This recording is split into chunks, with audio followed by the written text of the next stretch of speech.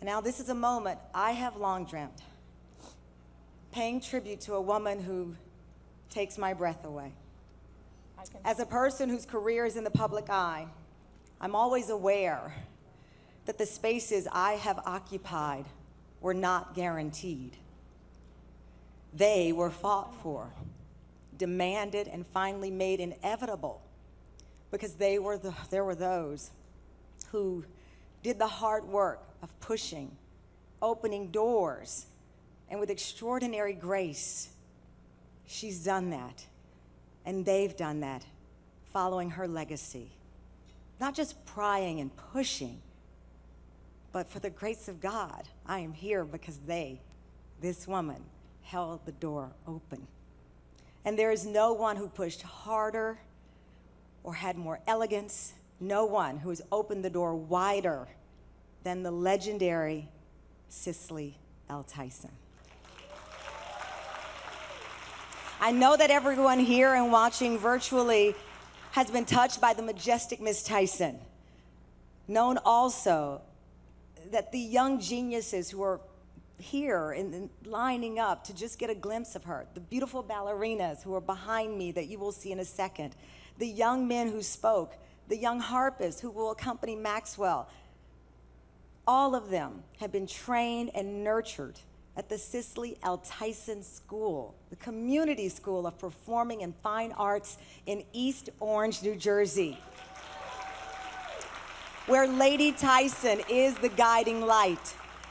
The school is an oasis for the 700 primarily Black and Latino middle and high school students who attend the school that was named one of the most technologically advanced schools ever built in the state of New Jersey.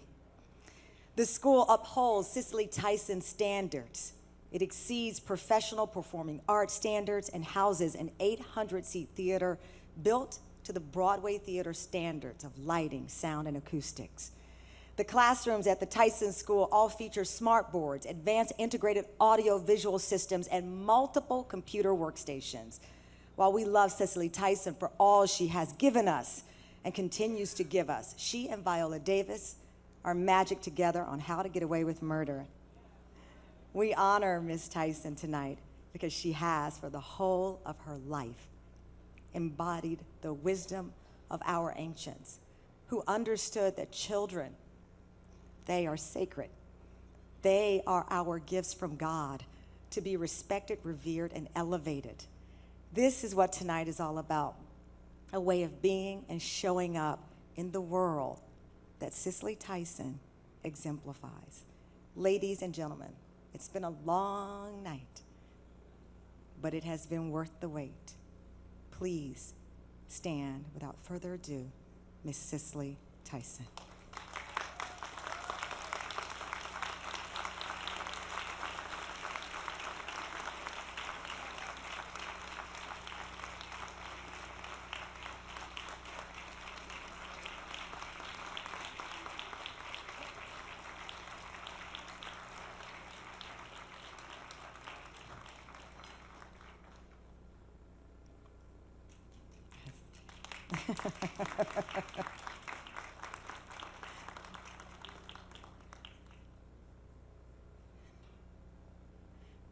Yes.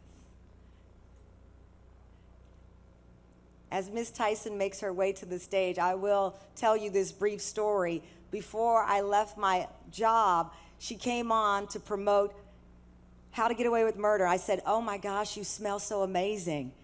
She reached in her purse and gave me this little tube of lotion. When I tell you I would kill you and the devil and anybody that looks like you for this lotion, it sits in my keepsake box of ancestors, and I look at it, I cherish it, and that speaks to just what she wants to give, the smallest of things and the largest of things to us all. So Miss Cicely Tyson.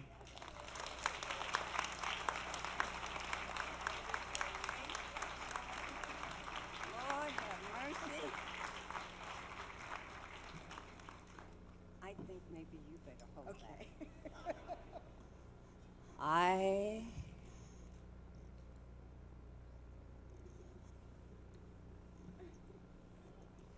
can't say anything to any of you simply because I will just break down and cry like a baby.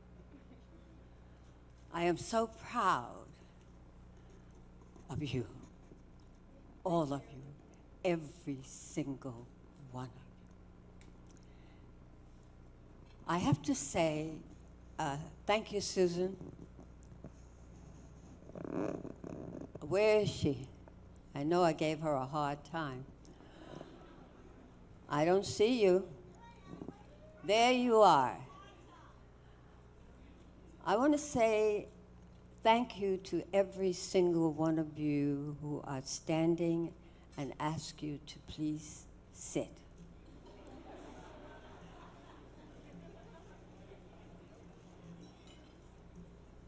I thank you because I know that if it were not for every single one of you in this house this evening, I would not be standing here. It's important for me that you know that. I've been here for 93 years.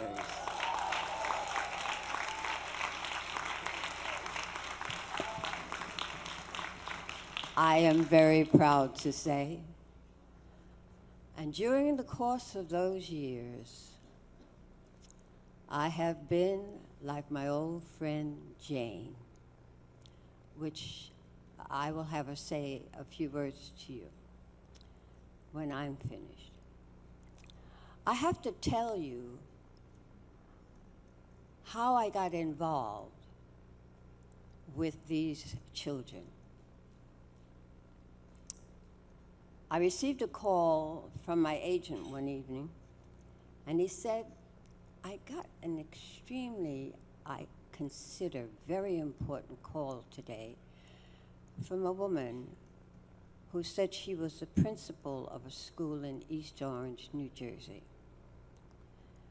And they have decided that they want the children of that particular school to have a role model that is alive, that they can associate with, that they can lean on when they want someone to lean on to, and they cannot do it with their parents. And we have voted to have Cicely Tyson, that model. Well, needless to say, I'm a person who says no the minute I'm asked to do anything, because no gives me time to go home and think about it before I say yes. Well, this principal, whose name was Mrs. Trimmings at the time, refused to take no for an answer. She pursued me for 1 solid year. And one day I received a call from a cousin who taught at Montclair College. And she said, you know, you really ought to let them do that. And I said, why? She said, my parents are from the island of Nevis in Yes, yes, you can do that. Yes, yes, yes, yes, yes, yes. My mother would be very pleased. And she said when my father came to America, came to live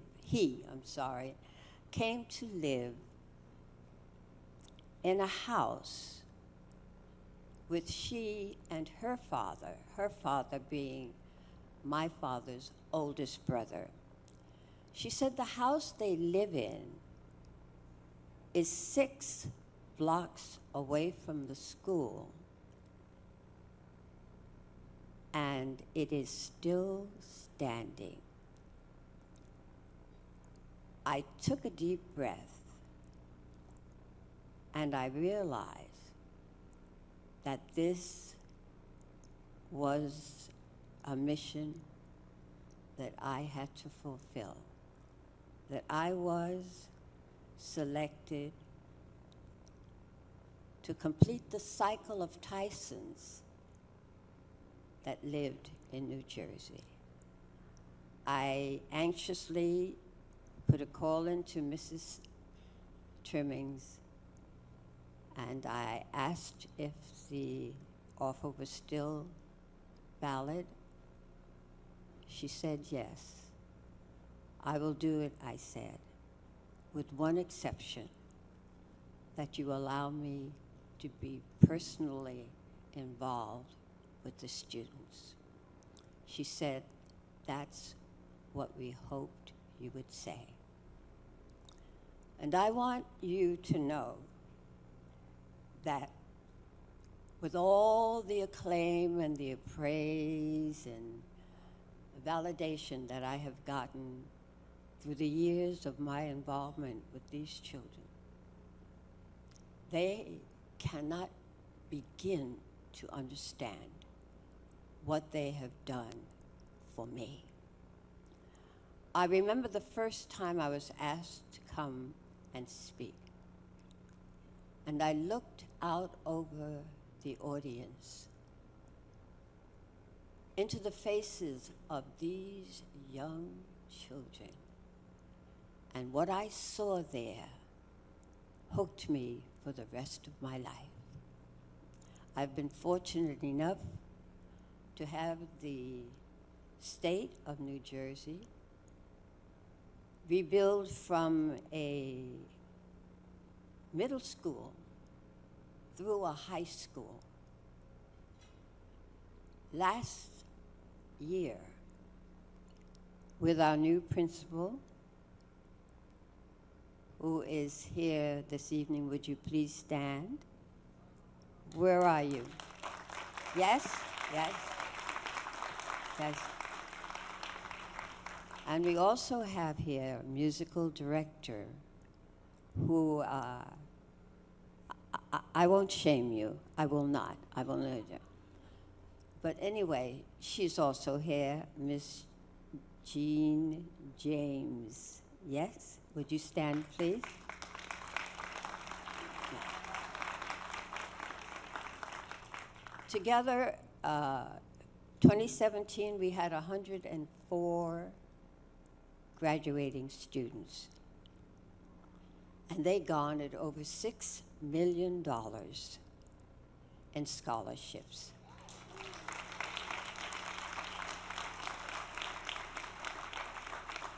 You've heard from our first Harvard student. Where, is he still here? Yes? We have 6 or 7 Morehouse students, male. And we have 4 young women at Spelman. I cannot tell you how that makes me feel. That has become my mission in life.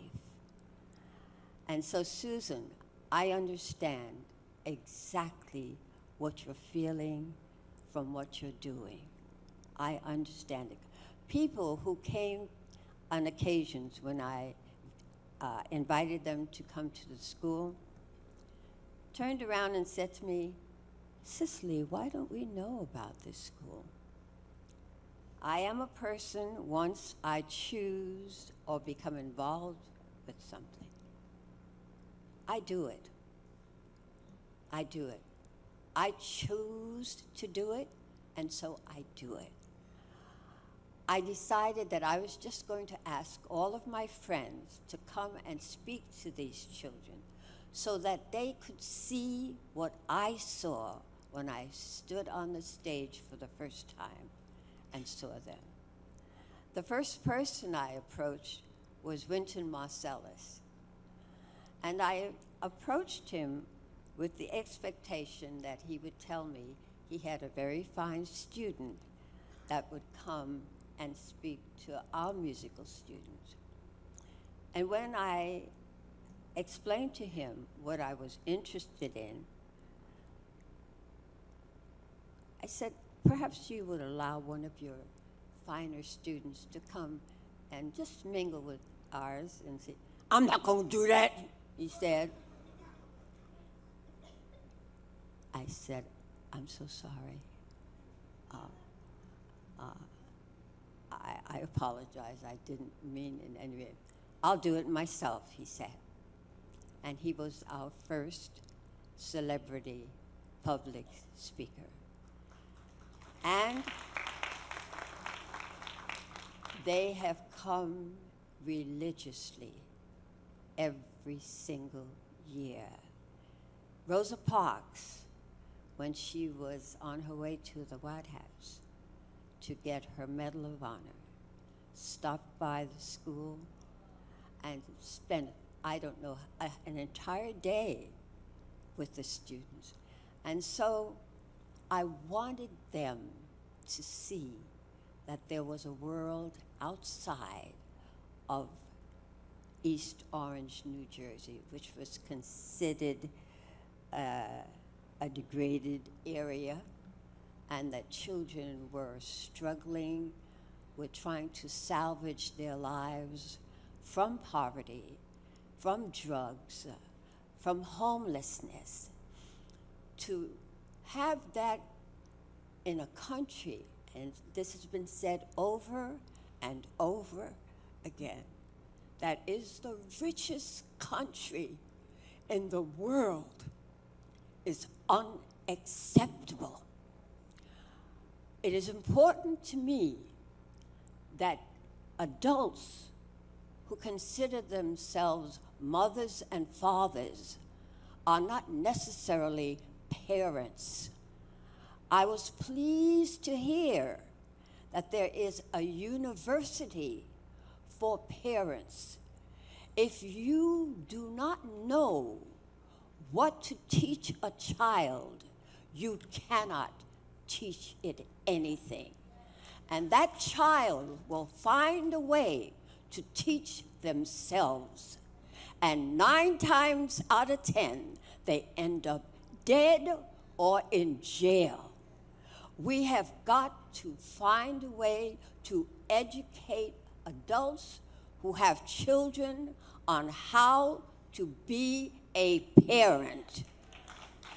That is something that should be first and foremost on our agenda. It goes, anybody can have a baby. Anybody can have a baby. Not anybody can bring a child into the world and know how to parent it so that it becomes a contributed adult. Thank you. That's one. I'm on a battlefield for that. The other one is, young ladies, stop allowing anybody to call you a guy. You are not a guy. You are a young lady hoping to be a contributed adult. Guy strips you of your femininity. Guys were born boys, not girls. And when you allow, we don't realize how important it is for others to demean us. And they do it in a manner that makes us think it's flattering. It is not flattering when a woman or young lady is called a guy. That's a man, okay? You are a young lady, and if you cannot be referred to as such, do not respond to it as such, okay?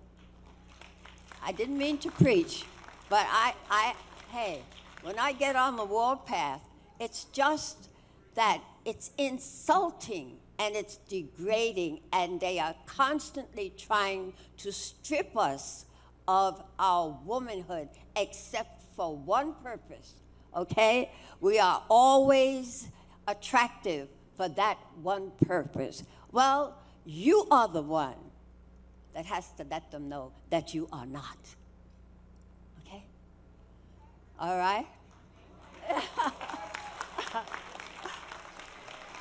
You know, I had a mother, and I really stand here today because of the kind of mother she was. I thought of her as being mean, evil, cruel. She was a real West Indian mother. She didn't take no tea for the fever, and I was the bane of her whole existence. If she told me to sit down, I stood up. If she said walk, I ran. All right. However, it wasn't until she left me that I felt as though my right arm was gone. I understood for the first time what amputees meant when they said that it felt as though the arm was still there. And that's the way I felt about her. I felt that my right arm was gone. And it wasn't until I realized every now and then how I was quoting her,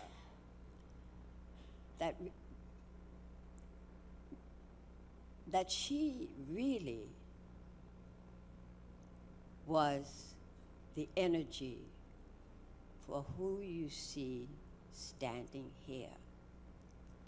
Because I was determined, once she asked me to leave her home, when I told her I wanted to be an actress, I was determined that I was going to prove her wrong. You never know where your source of energy comes from. You just don't know. But mine came from her. And everything that she said to me, every now and then I find myself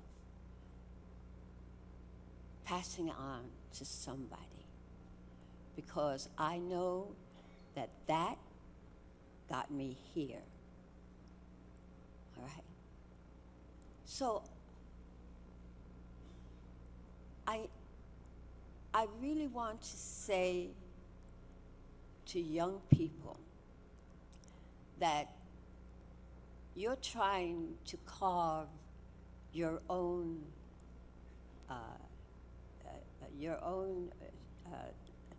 face in the sand, so to speak.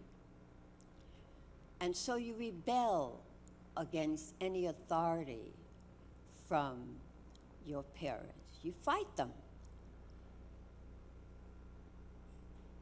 It takes time for you to realize they are trying to pass on to you the benefit of their experience.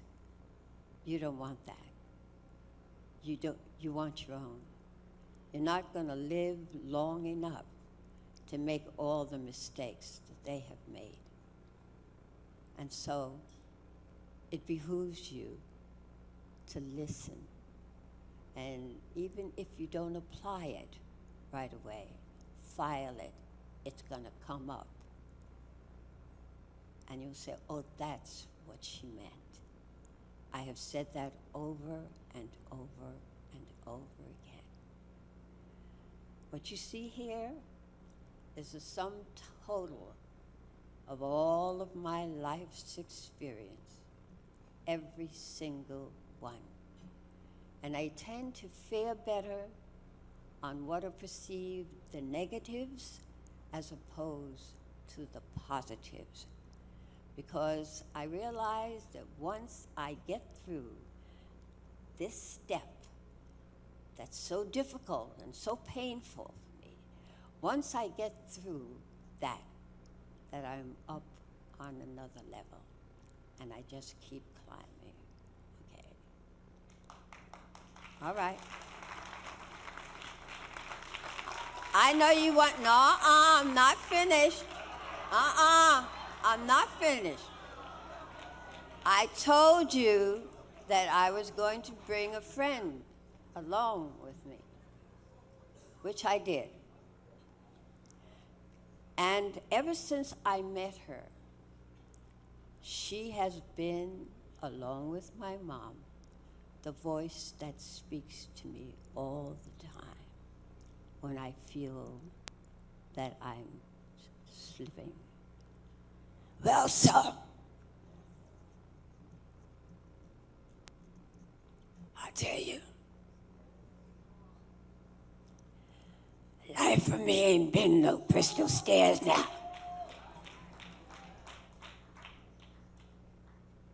It's had rocks in it, boards torn up, and places with no carpet on the floor, just bare. But all the time I'm climbing on, reaching landings, turning corners, and sometimes going in the dark where there ain't been no light. And so I'm asking you all, every single one of you, don't you turn back. Don't you sit down on the steps because you find it's kind of hard. Don't you fall now. Because I'm still going, honey. I'm still climbing. And life for me ain't been no crystal stairs. Thank you very much, and God bless.